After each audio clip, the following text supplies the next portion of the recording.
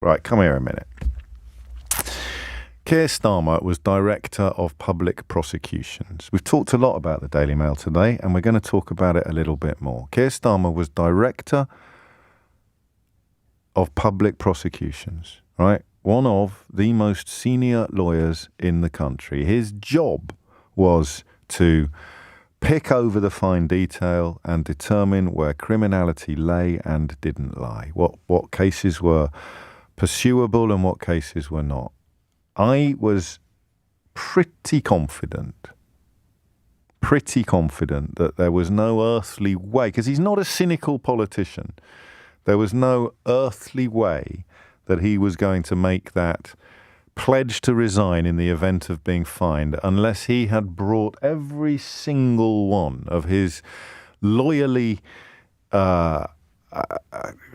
every single element of his loyally expertise to bear upon the question. He would have gone through it with a fine-tooth comb. He would have done precisely the opposite of what Boris Johnson would have done in similar circumstances, and he would have dug into the detail and read through the rubric and established the law in a forensic and professorial way.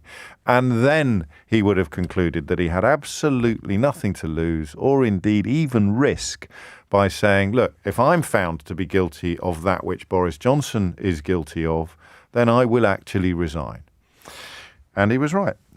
Here's the full statement. Following the emergence of significant new information, an investigation was launched by Durham Constabulary into a gathering at the Miners' Hall in Red Hills, Durham on the 30th of April 2021. That investigation has now concluded. A substantial amount of documentary and witness evidence was obtained, which identified the 17 participants and their activities during that gathering. Following the application of the evidential full code test, it has been concluded that there is no case to answer for a contravention of the regulations due to the application of an exception, namely reasonably necessary work. Accordingly, Durham Constabulary will not be issuing any fixed penalty notices in respect of the gathering, and no further action will be taken. The investigation has been thorough, detailed and proportionate. The final evidence supplied by participants from the local constituency was returned to Durham Police on the 5th of July and analysed by investigators against all the evidence before the investigation was concluded on the 8th of July 2022. In line with the established national policing guidelines, we will not name or otherwise identify any of those present at the gathering, all of whom have been informed of the investigation outcome by their legal representatives. So if you are just joining us, Keir Starmer will not be fined for breaching lockdown rules because Keir Starmer did not breach lockdown rules. Meanwhile, the running total of people who did breach lockdown rules or fixed penalty notices issued to people working in Downing Street while they wrote the actual laws is it around the 120 mark? Has anyone got the number in front of them? How many fixed notices at Downing Street? It is. No one's shouting in my ear now, are you? Where's all the information I'm looking for now? How many fixed penalties have gone to Downing Street? And I'll take a moment to talk again about the Daily Mail, because this was one of the most disgusting episodes in British journalism that you will ever witness. They tried to persuade you 126, there we go, 126 fixed penalty notices in Downing Street alone. They tried to persuade you that you didn't care about the fact that they were having parties. And this was entirely, I know I obsess a bit about the Mail, but this is all on their door.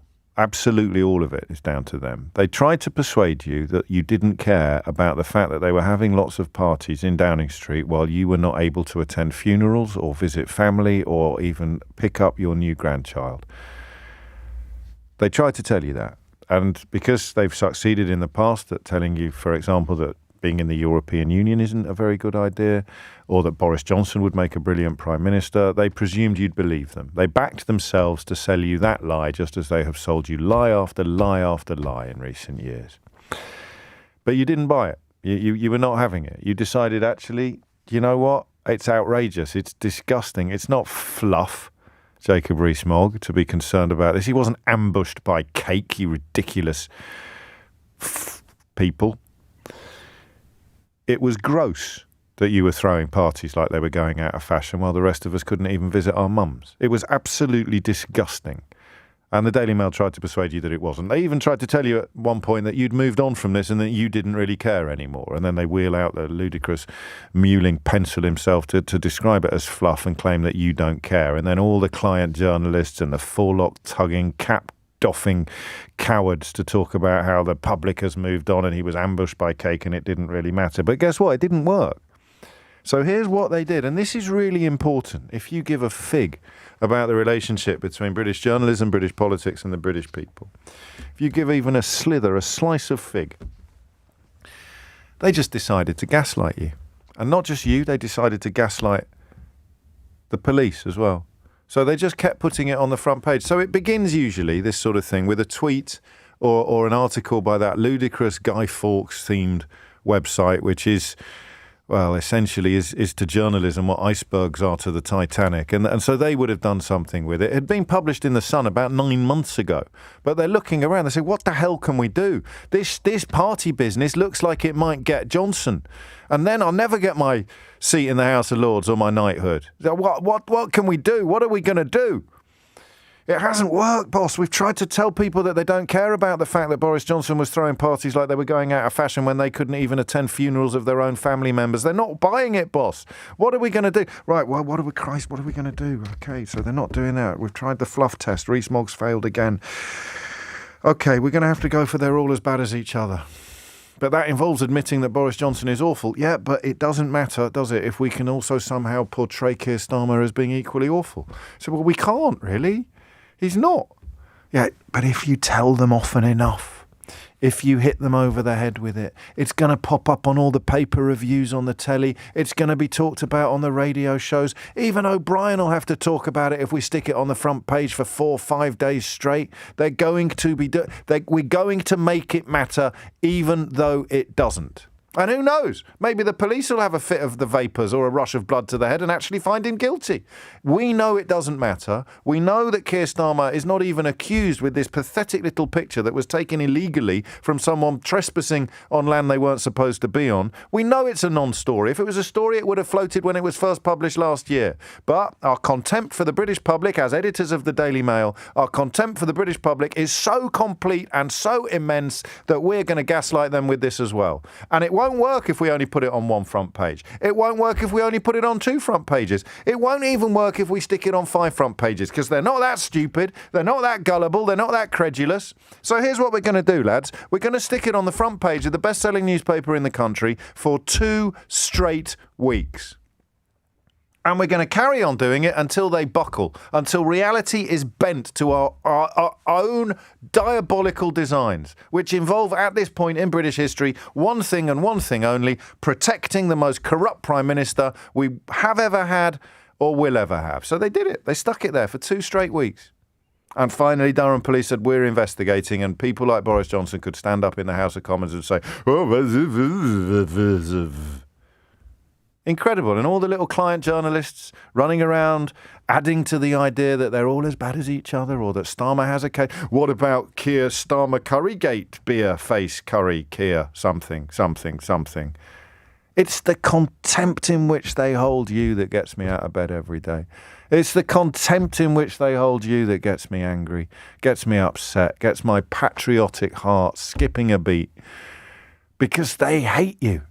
They think you're so stupid that you won't see through a desperate, despicable, pathetic attempt to portray Keir Starmer as being even in the same universe of corruption and law-breaking as Boris Johnson.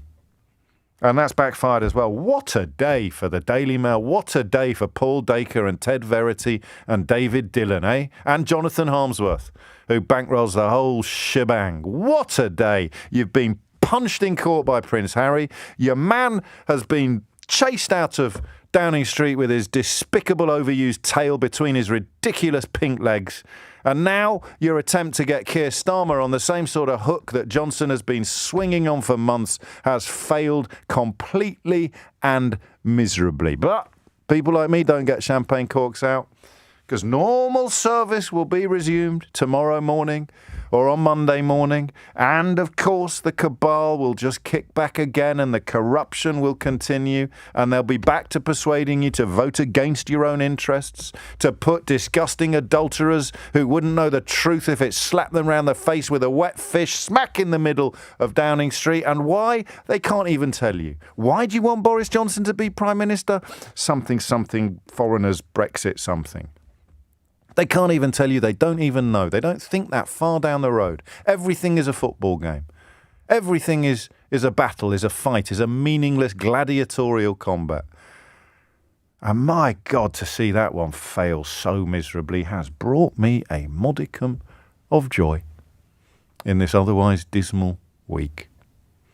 Keir Starmer and Angela Rayner have always been clear that no rules were broken in Durham. The police have completed their investigation and have agreed, saying that there is no case to answer. Keir Starmer will be making a statement this afternoon and will take questions from the media.